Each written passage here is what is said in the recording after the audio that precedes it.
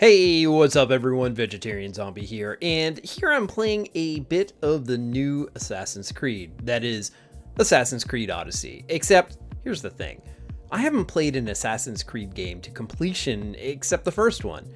Yeah, I took kind of a 10-year break on the series. The first game left such a bad taste in my mouth that I was kind of like, skip for 10 years. So what hooked me back into it? Well, I must confess I was hungry to play a story-driven game with light RPG mechanics. I also love Greek mythology, and I love the idea of diving back into a historical-based game. So in this video, I'll give you my impression having not played an Assassin's Creed game since when George Bush was president. Yeah, you heard me right. Okay, so let's take a look at Assassin's Creed 1, and my god, I was so excited to play it. It was billed as a spiritual successor to Prince of Persia: Sands of Time, and that game was amazing. It was a perfect blend of storytelling mixed with great game mechanics. So I was ready for Assassin's Creed 1, only this time it had crowd mechanics, stealth sections, and above all, assassinations. I could not wait to play. The problem, it was so damn tedious. In the game, you had to assassinate 9 different targets, which sounds good, until you realize that each assassination job was like sitting through a filibuster having just eaten some Taco Bell. To assassinate a target, you had to research them by doing these side quests like pickpocketing people, or overhearing plans, or interrogating, and other things that just end up being incredibly boring. And then when you actually killed your target, he would literally just drone on and on. You'd think that a knife to the gut would shut someone up. Between assassinations, you could also look for flags. There were hundreds of these idiotic flags scattered all around the map, and for some reason you had to collect them. And you could also kill these drunk Templars as well, and then it was back to the assassination grind. The game took place between 3 different cities, which required you to travel on horseback, but here's the thing, if you traveled too fast, then you would invite suspicion and everyone would attack you. So you had to travel at a slow trot, or reach the city so full of metal you could easily be mistaken as a C-rate cyborg. Now, I played this game to completion and I hated myself for it. There was some plot about a magical device or something between Templar, something about assassins, I have no idea. I was too dazed after I beat the silly thing. So, needless to say, I wasn't excited about Assassin's Creed 2, or Assassin's Creed 3, or Assassin's Creed 4, or the billions of other Assassin's Creed games in between them. But this game just felt different, or maybe it was just winked at me in the right way, so I thought I'd try it out. Okay, so first thing I noticed when I loaded this thing up was the store. I remember when horse armor, that is a skin that you bought horses in Elder Scrolls Oblivion. I remember when that was a huge controversy, and now we have shops and game currency in like almost every game. So you buy this currency, and with it you can buy these things like XP boosts that can save me time. And you know what can save me time? Watching someone else play the damn game on YouTube. That cost me nothing but my internet connection. So it wasn't a very good impression out of the gate. Okay, so I start the game, and right away there's a fight between the Spartans and Persians, and like, I'm thinking, oh my god, I made a terrible mistake because this fight is so boring.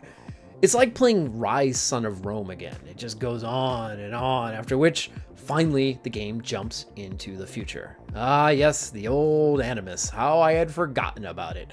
It was definitely the worst part of the first game when I played it, but thankfully the cutscene is painfully short. There's no gameplay at all. It's just like the game is embarrassed, and it's like, okay guys, here's the Animus, I gotta go.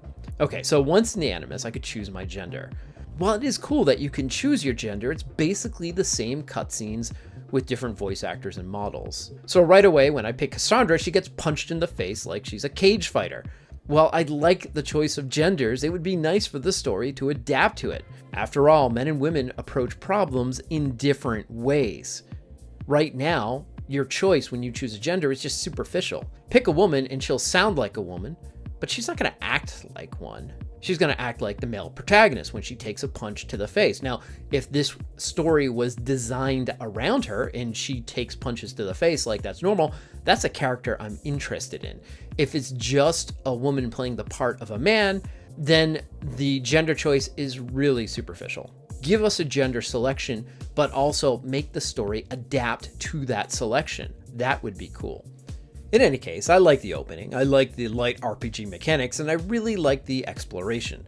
It's a big world out there with lots of things to do. Best yet, you can ride your horse at full speed and not get attacked. You can set the horse to auto run towards your destination, and it will even make sure to run along people along the way. So 2 thumbs up on the horse mechanics. I also really enjoy the climbing in the game, although it's funny to see the character climbing up ruins. I mean, we call them ruins now because these are structures that are thousands of years old in contemporary time. But back when the game is taking place, they're brand spanking new, so they're not. Should they be ruins? I mean, maybe they call them newins? I have no idea. So how does combat do? Well, it's good with lots of cool moves to unlock, but right now there's a leveling system wherein lies the current controversy. Evidently, the game gets really grindy towards the end. You need to be near the same level as your opponent, and if you're not, it's grind, grind, grind. Now you can buy those XP boosts that I mentioned at the start of this video, or you could buy even a permanent XP boost, which I'm told actually makes the game feel balanced. I'm really not sure I get this whole let's make our game so tedious that people will want to pay more for it line of thinking, but I guess maybe some people are buying this stuff. Well, good luck with that. So typically in my experience, when you make an entertainment product just a tedious grind to sit through, then people aren't going to want to engage with it. They're going to want to do something else. So maybe Ubisoft has something here that people will want to pay more money. I don't know. Any case, it's really stupid. Okay, so the game also features a bird that acts like a drone in the game. It even comes, I kid you not, with its own hover feature. It's pretty funny, but also it's a cool way to explore an area without actually having to explore an area. Think about it. If you see something off in the distance, you normally would take your character and run over there and climb up and explore, look around, but now you can just take your bird and you can fly your bird over there, hover around, look at the cool things, and then jump back to your character. It kind of shortcuts the whole walking around thing, which I guess is cool, maybe? Okay, what else? Okay, now what about gripes? Well, for one thing, I'm playing this on the PS4, and this on the PS4 is a slow loader, especially when leaving your bird vision. Like when you switch out of your bird vision, it's like, bam, you're gonna sit for a while. The wildlife also is completely out of control. You'd think a small island, especially the starter island, they'd have the local wolf population under control, but those idiots are everywhere. I kid you not, I'm fighting off wolves like I'm wearing a deer jerky suit. It's ridiculous. Also, when you get close to a landmark or something cool, you'll get this notice on your HUD to use your bird, and it's just plastered in the middle of the screen blocking your view. And because there's so much crap around, the message never goes away. So you're constantly having your view blocked by this message to use your bird. And it's like, I get it. Just shut up already. Now you can disable the message, but you're going to be disabling all other helpful messages as well. And this is crazy because there are so many moving parts to this game. And for me as a player, I want to be notified about these cool new features. But because I'm getting slapped around with this bird message, I can either turn off those helpful features or just simply wing it and find out later by reading a game fact about all the stuff I missed. So it's pretty irritating. But overall, my conclusion, having not played an Assassin's Creed game in 10 years, I'm really enjoying this game. And best of all, my character's not wearing any of those stupid robes that have become the iconic assassin in Assassin's Creed. I get it, that's like the signature look.